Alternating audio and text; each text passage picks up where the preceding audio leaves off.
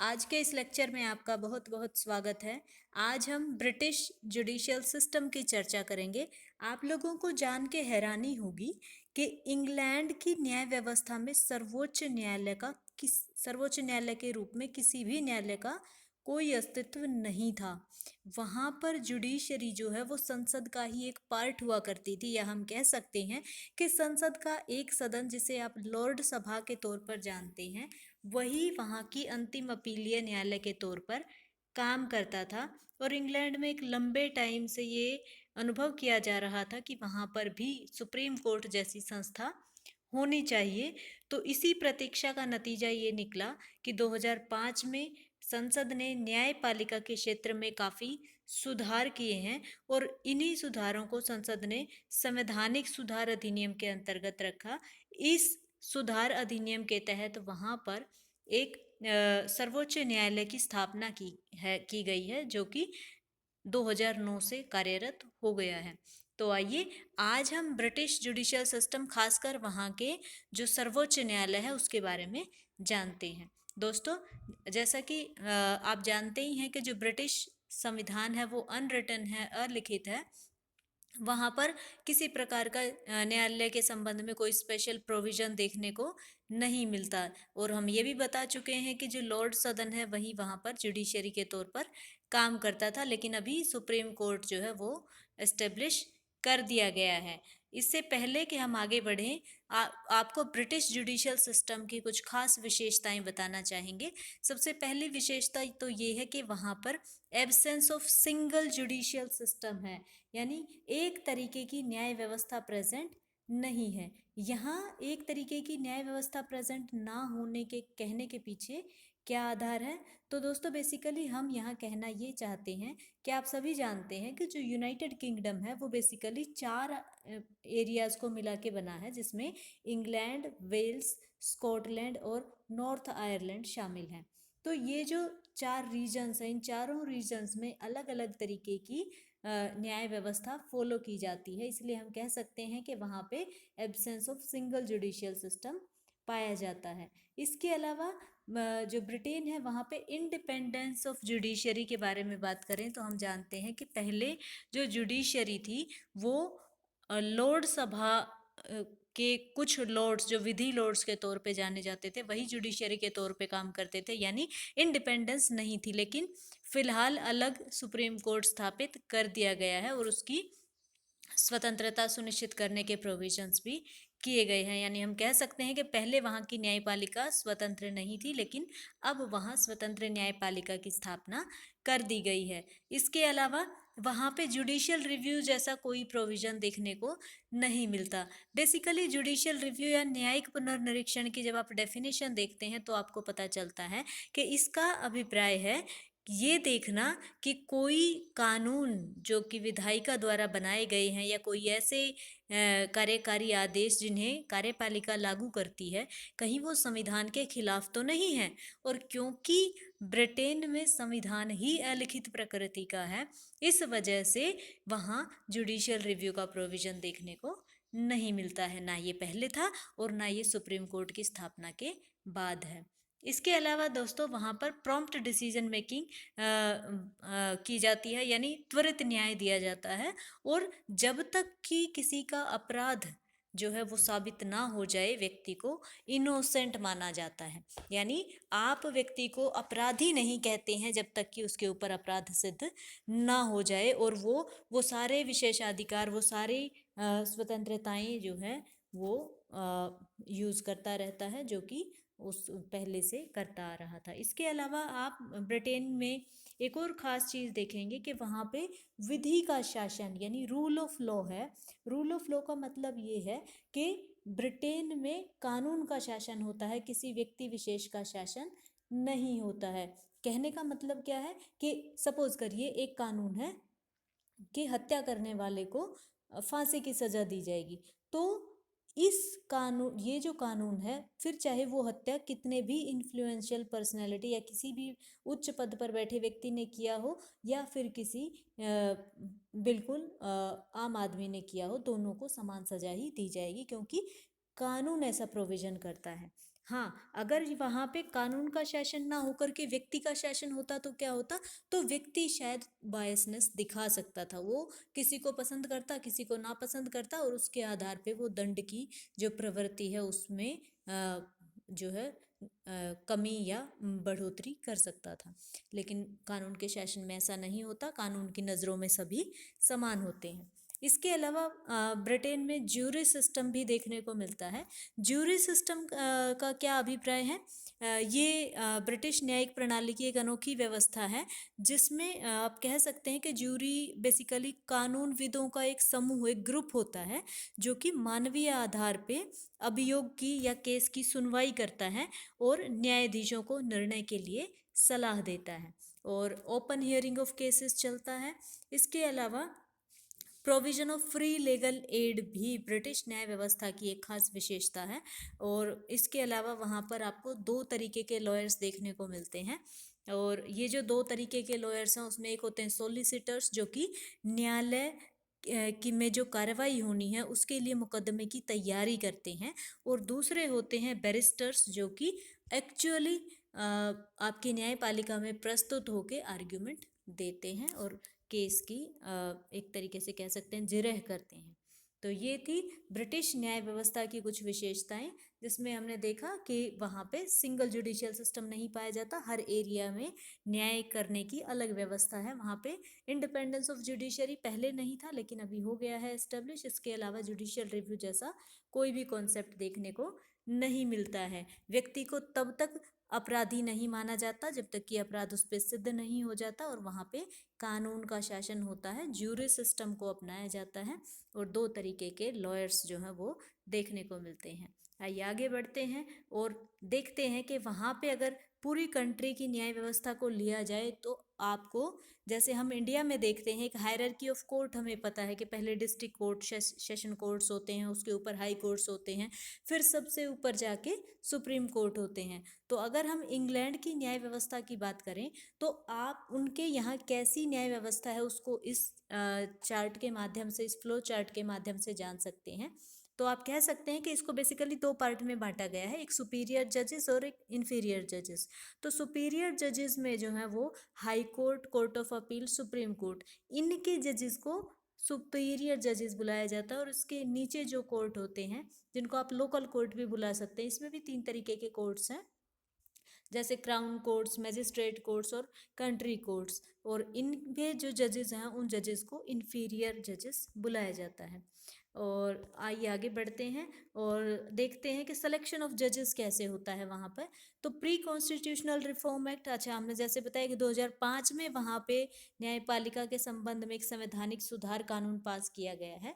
तो उससे पहले क्या व्यवस्था थी जजेस के नियुक्ति की, और उसके बाद क्या व्यवस्था, हमने इसको दो पार्ट में बांटा है।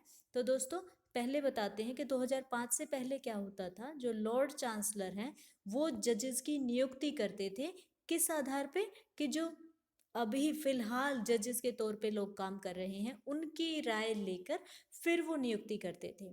इसके अलावा जो लॉर्ड चांसलर हैं वो देखते थे कि किसको अपॉइंट करना है, और वो जो पर्सन जिसको अपॉइंट करना चाहते थे फिर वो उसको एक इनविटेशन भेजते थे। और ये जो प्रोसेस था, पूरा प्रोसेस बहुत ही गोपनीय हुआ करता था, किसी को पूरे प्रोसेस की जो है पता नहीं होता था। इसके अलावा आप देखते हैं कि जो लॉर्ड चांसलर है, क्योंकि वो एक पॉलिटिकल पद है, एक राजनीतिक पद है, इसीलिए वो जनरली ऐसी नियुक्तियां करते समय अपने राजनीतिक हितों को भी ध्यान में रखते थे। लेकिन 2005 में जो संवैधानिक सुधार कानून आया है उसके बाद अब जो जजेस की रिक्रूटमेंट है वो लॉर्ड चांसलर के हाथों में नहीं रही, बल्कि जुडिशियल अपॉइंटमेंट कमीशन, न्यायिक नियुक्ति आयोग के द्वारा मैनेज की जाती है। और अब क्या होता है, अब जुडिशियल पोस्ट जो है वो एडवर्टीज होती हैं, जैसे आपकी जॉब की पोस्ट निकलती हैं इसी तरीके से। और कोई भी कैंडिडेट जो उसके लिए निर्धारित योग्यता पूरी करता है वो इसके लिए अप्लाई कर सकता है। और जो अपॉइंटमेंट प्रोसेस है वो अब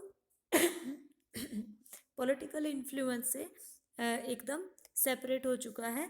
लॉर्ड चांसलर जो है वो अब शामिल तो होता है इसकी नियुक्ति के प्रोसेस में, पर उसका बहुत ही ज़्यादा कम योगदान होता है।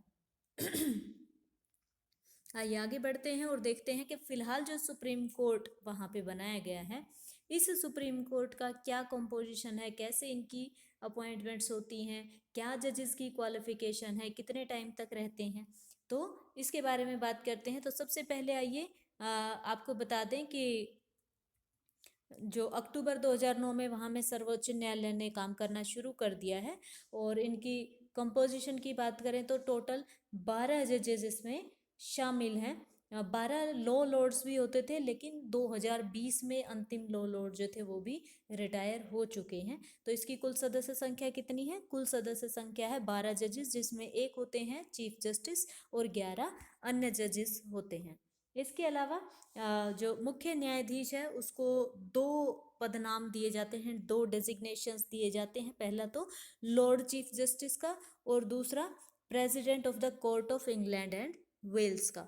इसके अलावा इनके कार्यकाल की बात करें तो हालांकि कार्यकाल फिक्स नहीं है, लेकिन जनरली 70 साल की एज तक इनका कार्यकाल माना गया है। अगर शपथ और त्यागपत्र की बात करें तो लॉर्ड चांसलर के द्वारा सभी को शपथ दिलाई जाती है, और सभी जो भी कोई त्यागपत्र देना चाहे वो लॉर्ड चांसलर को संबोधित करके ही अपना त्यागपत्र देता है। अपॉइंटमेंट की बात करें तो इनकी नियुक्ति न्यायिक नियुक्ति आयोग की सिफारिश पर की जाती है, सम्राट के द्वारा या सम्राज्ञी के द्वारा। और क्वालिफिकेशन की बात करें तो दोस्तों जो यूनाइटेड किंगडम है उसके वेरियस पार्ट्स में, अलग अलग हिस्सों में जो भी कानून प्रिवेल करते हैं उनकी नॉलेज होना ही काफ़ी है। अगर कोई व्यक्ति अच्छे से इंग्लैंड के विभिन्न एरियाज में कानूनों को समझता है तो ऐसे व्यक्ति को जज अपॉइंट किया जा सकता है।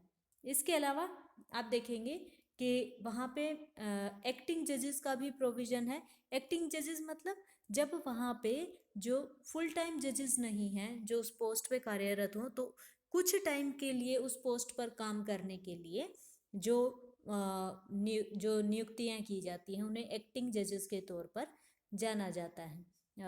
बेंच सिस्टम भी वहाँ पर फॉलो होता है। बेंच सिस्टम का मतलब है कि जजों का एक मिनिमम संख्या का ग्रुप होता है जिसके बिना वहाँ पर जो सुनवाई की कार्रवाई नहीं की जाती। तो सुप्रीम कोर्ट जो है वो तभी सुनवाई कर सकता है जब मिनिमम 3 जज उस बेंच में शामिल हों। पावर और फंक्शंस की बात करें तो यूनाइटेड किंगडम का हाईएस्ट कोर्ट ऑफ अपील है सुप्रीम कोर्ट वहाँ का। इसके अलावा ये डिस्ट्रीब्यूशन वर्क करता है, यानी ये अपने अधीन न्यायालयों में किनको कौन से कार्य सौंपने हैं उसके बारे में निर्णय लेता है। और इन्वेस्टिगेटिव फंक्शंस करता है, यानी इसके सामने जो भी मुकदमे आते हैं उन मुकदमों के मामले में क्या कार्रवाई करनी है, या वो जो मुकदमे हैं उनमें क्या सही है क्या गलत है, तो उनके बारे में जो भी एविडेंसेस इसके सामने प्रस्तुत किए जाते हैं वो उनको इन्वेस्टिगेट करते हैं। इसके अलावा सुप्रीम कोर्ट जो है वो जुडिशियल एग्जीक्यूटिव बोर्ड के प्रेसिडेंट के तौर पर काम करते हैं।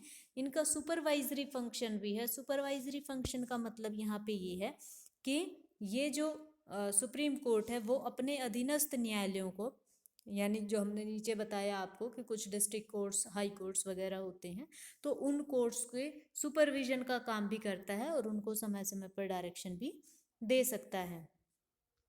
ये जो न्यायिक इसके अलावा जो डिवोल्यूशन यानी हस्तांतरण से रिलेटेड जो इश्यूज हैं उनके रिजोल्यूशन के मामले में भी काम करता है। तो इसके अलावा हमने आपको बताया था कि इनकी नियुक्ति न्यायिक नियुक्ति आयोग के द्वारा की जाती है। तो न्यायिक नियुक्ति आयोग जो है उसमें टोटल 14 सदस्य होते हैं और इनकी नियुक्ति लॉर्ड चांसलर की सिफारिश पर सम्राज्ञी के द्वारा की जाती है। और इनका काम क्या है? काम है सुप्रीम कोर्ट में जजेस की नियुक्ति की सिफारिश करना। इसके अलावा वहाँ पे न्यायिक नियुक्ति और आचरण ओम्बड्समैन की भी नियुक्ति की गई है। और इसका काम क्या होता है? इसका काम होता है कि जो न्यायिक नियुक्ति हैं उनके संबंध में या न्यायाधीशों के व्यवहार के संबंध में उनको जो शिकायतें मिलती है उनकी जांच करना। अब सर्वोच्च न्यायालय का पावर और फंक्शन तो देख लिया, लेकिन सर्वोच्च न्यायालय का क्षेत्राधिकार क्या है, एरिया क्या है जहाँ पे वो काम कर सकेगा? तो दोस्तों सबसे पहली बात तो ये है कि जो सर्वोच्च न्यायालय है वो इंग्लैंड, वेल्स और नॉर्थ आयरलैंड का अंतिम अपीलीय न्यायालय है, हाईएस्ट अपीलेट कोर्ट है। इसके अलावा ये इंग्लैंड, वेल्स और उत्तर आयरलैंड में ना केवल सिविल मामलों का बल्कि क्रिमिनल मामलों में भी अंतिम अपीलीय न्यायालय है। और इसके अलावा इसे एक कोर्ट ऑफ रिकॉर्ड, एक अभिलेख न्यायालय के तौर पर बनाया गया है। कोर्ट ऑफ रिकॉर्ड का मतलब क्या है? कोर्ट ऑफ रिकॉर्ड का मतलब है कि इस सर्वोच्च न्यायालय के द्वारा जो भी निर्णय लिए जाएंगे वो उन सभी निर्णयों का रिकॉर्ड रखा जाएगा। और एक बार अगर ये निर्णय ले लिए जाएं तो ऐसे ही सिमिलर जब भी कोई मुकदमा आएगा तो उस मुकदमे की सुनवाई करते टाइम इन निर्णयों को ध्यान में रखा जाएगा, या ये जो निर्णय है इन्हें कंट्री में कहीं भी एज अ रिकॉर्ड ले जाया जा सकता है, प्रस्तुत किया जा सकता है और ये वहाँ पर मान्य होंगे। तो आई होप आपको ये समझ आया होगा। कंक्लूजन के तौर पे हम कह सकते हैं कि पूरा जो ब्रिटिश जुडिशियल सिस्टम है वो रूल ऑफ लॉ के चारों तरफ घूमता है, यानी कानून को इतना सम्मान देता है कि वहाँ पे कानून का ही शासन है। और यहाँ पे ध्यान देने वाली बात ये है कि क्योंकि वहाँ पे अलिखित संविधान है, वहाँ पे संविधान जैसी कोई चीज़ नहीं है, ऐसे में जो ब्रिटिश न्यायालय है वो संविधान के संरक्षक के तौर पे या जुडिशियल रिव्यू की पावर को एक्सरसाइज करने वाली संस्था ना के बराबर है, शायद नहीं है। और क्योंकि वहाँ पे जो संसदीय सर्वोच्चता पाई जाती है, यानी संसद कोई भी कानून बना सकती है। हमने जब संसद के बारे में पढ़ा था तो आपको ये भी बताया था कि वहाँ की संसद जो है वो इतनी पावरफुल है कानून बनाने के मामले में कि ऐसा कहा जाता है कि वो आदमी को औरत और औरत को आदमी नहीं बना सकती, इसके अलावा वो कोई भी कानून बना सकती है। अगर वो दिन को रात और रात को दिन कहे तो वहाँ के लोगों को यही करना होगा। तो ऐसे में इस तरीके की ऑल पावरफुल जो संसद है उस एस वहाँ पे क्योंकि संवैधानिक सर्वोच्चता है तो ऐसे में इसको जुडिशियल रिव्यू कैसे दिया जा सकता था। तो यहाँ पे बेसिकली ये जो संसदीय कानून है उन्हीं के अकॉर्डिंग डिसीजंस देती है, यानी इसे ये निर्धारित करने का अधिकार नहीं है कि कोई कानून सही है या सही नहीं है। इसको केवल एक ही अधिकार है कि जो कानून बनाए गए हैं क्या वो कानून सही से फॉलो किए गए हैं या नहीं किए गए हैं, कहीं उनको तोड़ के अपराध तो नहीं किया गया। ये केवल उन्हीं मामलों में डिसीजन मेकिंग कर सकती है। आई होप आपको लेक्चर समझ आया होगा। आइए एक बार फिर से देख लेते हैं हमने इसमें क्या क्या देखा। तो दोस्तों सबसे पहले हमने आपको बताया ब्रिटिश जुडिशियल सिस्टम की कुछ खास विशेषताओं के बारे में, और हमने आपको बताया था कि वहाँ पे न्याय व्यवस्था का कोई खास प्रोविजन नहीं है, लॉर्ड सदन ही जुडिशरी के तौर पर काम करती थी। लेकिन 2005 में जो संवैधानिक सुधार अधिनियम आया उसके बाद से 2009 से वहाँ पे सुप्रीम कोर्ट ने काम करना शुरू कर दिया है।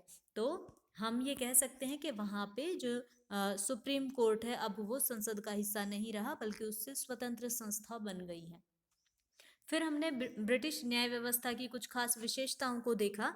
इसके बाद हमने देखा कि वहाँ पर पूरे देश में न्यायपालिका का क्या स्ट्रक्चर है, और उसमें हमने देखा कि सबसे ऊपर सुप्रीम कोर्ट है जहाँ पे पहले कभी लॉर्ड सदन हुआ करता था, उसके नीचे हाई कोर्ट है, फिर इनके नीचे क्राउन कोर्ट, मजिस्ट्रेट कोर्ट और कंट्री कोर्ट इत्यादि आते हैं। और इन कोर्ट में जो न्यायाधीश काम करते हैं उनको दो पार्ट्स में बांटा जाता है, एक सुपीरियर जजेस और एक इन्फीरियर जजेस। और इसके अलावा फिर हमने देखा कि जजेस का सिलेक्शन कैसे होता है, 2005 से पहले क्या व्यवस्था थी और ये संवैधानिक सुधार कानून आने के बाद से कैसे जुडिशियल अपॉइंटमेंट कमीशन ने इसको बदल दिया है। फिर हमने देखा सुप्रीम कोर्ट के बारे में कि किस तरीके से इसमें कितने जजेस होते हैं, उनकी अपॉइंटमेंट कैसे किंग या क्वीन के द्वारा की जाती है, इनकी क्वालिफिकेशंस के बारे में, टेन्योर के बारे में। फिर हमने इनके पावर और फंक्शंस के बारे में जाना, और लास्ट में हमने देखा कि ये जो ब्रिटिश जुडिशियल सिस्टम के तहत जो सर्वोच्च न्यायालय की स्थापना की गई है वो कैसे रूल ऑफ लॉ को रिस्पेक्ट करता है। नमस्कार दोस्तों।